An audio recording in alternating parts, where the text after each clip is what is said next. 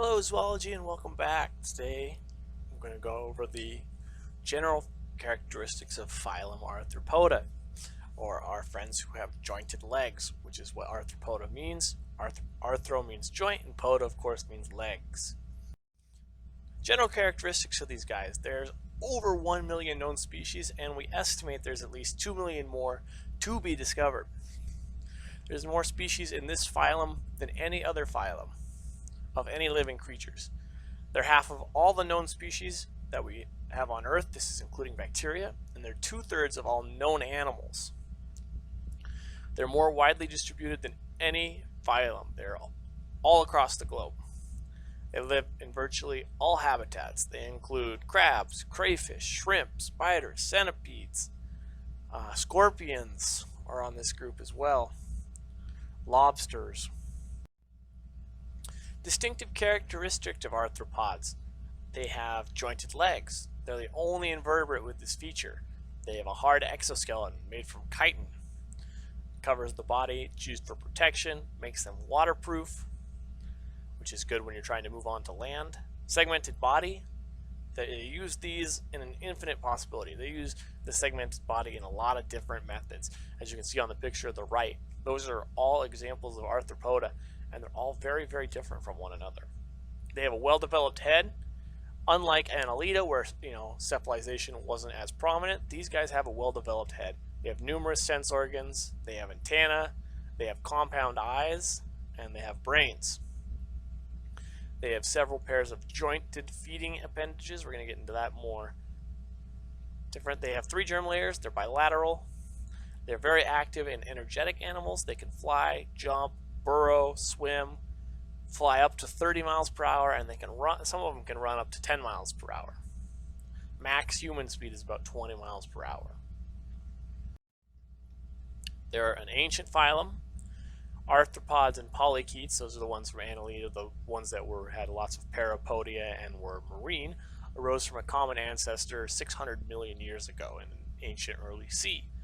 They're one of the few phylum that existed before the Cambrian explosion. The Cambrian explosion is when we got a whole bunch of new life forms. So these guys existed before that.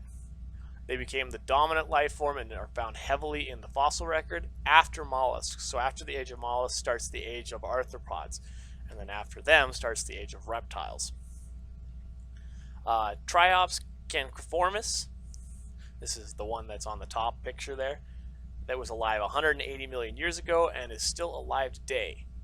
This species is kind of interesting because they have no males in this species. They are completely female.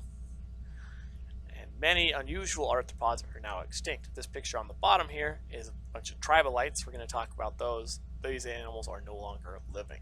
They are ancient arthropods. Arthropods. This is your first phylum to explore land. They're actually a phylum do a lot of firsts. On the right there you can see these spider and centipede-like animals moving onto land shortly after plants did. This is an artist's rendition, of course, we weren't there. Also among the first, they were the first phylum to fly. They flew 150 million years before reptiles learned how to fly, like pterodactyls, birds, or bats. Flying opened up more ecosystems and crawling onto land and habitat that were unusable by other animals, giving them an advantage. That's why we have so many different species of them, as they had that adaptive radiation, that punctuated equilibrium where they exploded into all the possible ecosystems. Body plan of these guys looks very similar among the different phylum. They have a segmented body, which is a huge amount of possibilities, as you can see on the picture of the right here. These are just the orange is the head, the blue is the abdomen, and the green is the thorax. All these guys have them. They all look very different. They have lots of fusion of their segments. Their abdomen is usually a fused segment, but most have this head, thorax, abdomen kind of body plan. Body wall in arthropods. They're completely covered with a hard exoskeleton. The main component of this is chitin, a starch. This is a carbohydrate. It's much thicker than any flexible cuticles of the phylum we've looked at before. It gives them more protection. This exoskeleton is secreted by their epidermis. So like mollusks, the mantle would secrete the shell. These guys, their epidermis secretes their shell. Exoskeleton features. It's often brightly colored, and it's used for camouflage, recognition between species, and warnings. Don't eat me, I'm poisonous. Has many hardened plates with some hinges for movement, and can have folds and spines for protection. You can see this little comic over here on the right. It's very hard material. Molting their exoskeleton.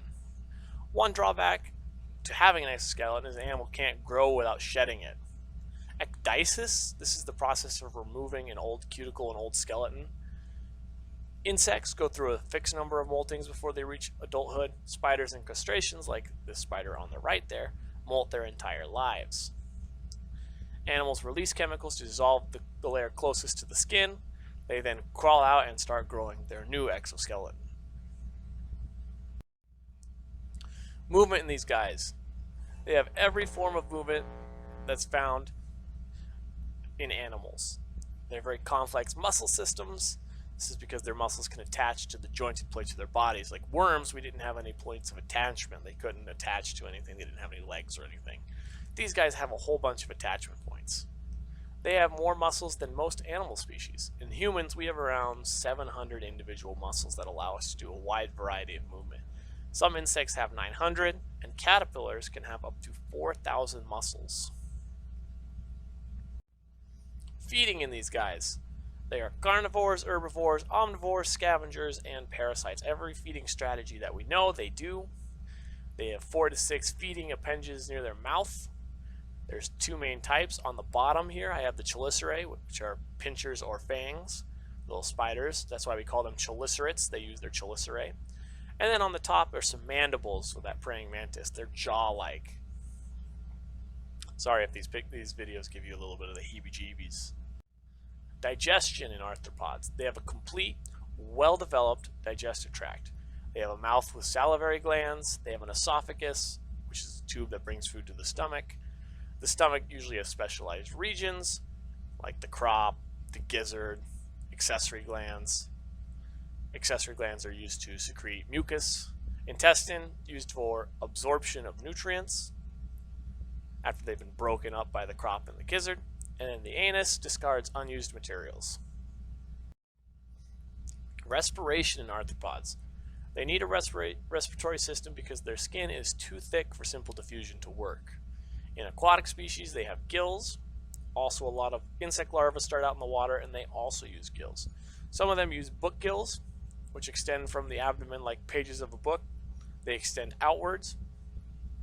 Some of them use lungs, which are a protected internal chamber. And then some use book lungs, which are several hollow internal folds. Opposite of book gills. Book gills extend out past the body. Book lungs extend into the body. And then trachea are used in terrestrial arthropods. Trachea, this is a system of branching tubes that deliver oxygen directly to the tissues. There's no need for oxygen to travel in the blood. It allows for high metabolism, as this air is allowed to enter all the time. It doesn't limit your body size, because beforehand, with the worms, we couldn't get very thick because that oxygen needed to get inside. Now, the oxygen gets everywhere, so you don't have to worry about body size. This increased oxygen intake was really a kind of a precursor to being allowed to fly. Now that you had able to have more oxygen, your muscles could have more activity. You could do higher energy activities such as flight. Circulation in arthropods. They have a very simple open circulatory system. Their coelom becomes a hemocoel, which is a coelom that's filled with blood. They have a dorsal heart, so their heart's in the back, and they have very few blood vessels. They have no capillaries, these tiny, tiny small blood vessels, and they have different pigments that they use for carrying oxygen. Hemocyanin is a bluish pigment using copper, like this lobster, and then hemoglobin is a red pigment using iron. Nervous system in arthropods. It's similar to annelids. They have a dorsal brain and a nerve cord. It's still relatively simple, not a lot of processing power, not like octopuses who can actually think. These guys are kind of more just responding. And because of that, they have very well-developed sense organs. Sense organs such as eyes, both simple eyes and ocelli, and compound eyes. Compound eyes have many lenses and provide a large field of view. This is like flies on the bottom picture here.